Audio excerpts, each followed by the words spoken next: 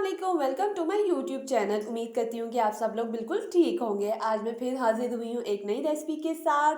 आज मैं आपके साथ शेयर करने जा रही हूँ जो है रेशे वाले चिकन शामी कबाब की रेसिपी। बिल्कुल बेकरी जैसे आप लोग ये रेसिपी के साथ ट्राई करेंगे तो आप लोग बाज़ार वाले शामी कबाब जो है भूल जाएंगे। बेकरी से लाने शामी कबाब आप बिल्कुल भी भूल जाएंगे। चलें अपनी आज की वीडियो स्टार्ट करते हैं। वो तमाम इंग्रेडिएंट्स आपको दिखा दूँ जो कि हमें कबाब के लिए चाहिए। 1 किलो बोनलेस चिकन, उसको अच्छे से वॉश करके हमने बास्केट में डाल दी है ताकि उसका पानी वगैरह निकल जाए।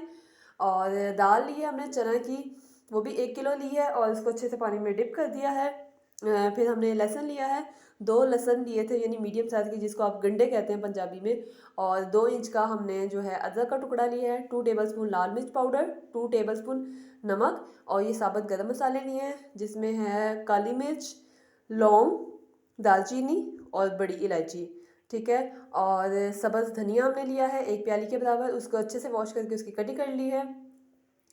और फिर हमने लिए हैं 10 सब्ज़ मिर्चें ली हैं, उनको अच्छे से चॉप कर लिया है। 2 मीडियम साइज़ के प्याज, उनको भी चॉप कर लिया है। और इसके अलावा हमने 2 मीडियम साइज़ के और प्याज लिए हैं, उनको हमने चॉप नहीं किया, उनकी मोटी मोटी कटिंग कर ली है।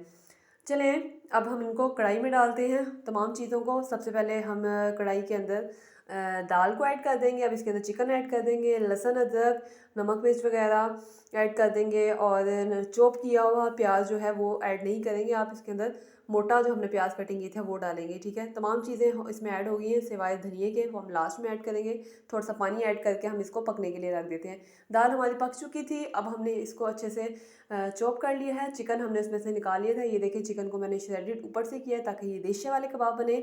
अब हमने चॉप किया हुआ प्याज डाल देना है और सब्ज़ धनिया डाल देना है। अब इसको अच्छे से मिक्स कर लेंगे मिक्सचर को। और 2 टेबलस्पून के बराबर आप इसके अंदर कुटी हुई लाल मिर्च पाउडर भी ऐड कर देंगे और अंडे भी हम ऐड कर देंगे और इनकी अब शेप बना लेंगे।